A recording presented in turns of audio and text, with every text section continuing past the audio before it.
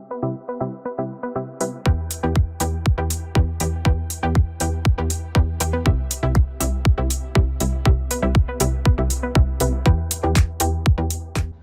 a rock star leader has a lot of challenges, and dealing with difficult people like the Blameless One is one of the biggest ones.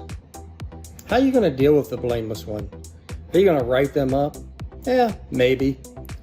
But real good leaders, what they do is they figure out a way to work with people and try everything they can to help people be successful before they move straight to discipline.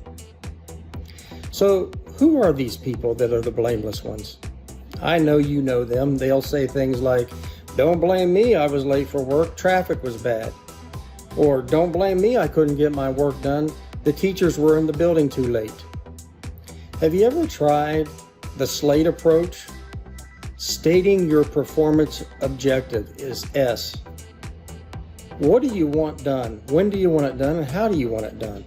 They should know this very clearly. Do you listen to their feedback?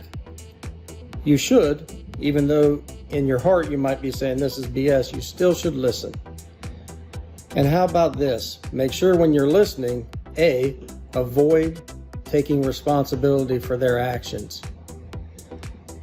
And T stands for take time.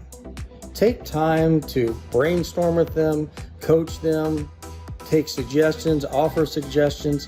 Take the time. This shows you care. And lastly, E, encourage them. When they do get to work on time, make sure you say, "Great job being here today on time. We really appreciate that."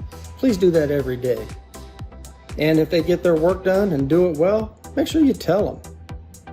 So again, it's a little tough dealing with the Blameless One, but if you use the SLATE approach, you can do it just like every rock star can.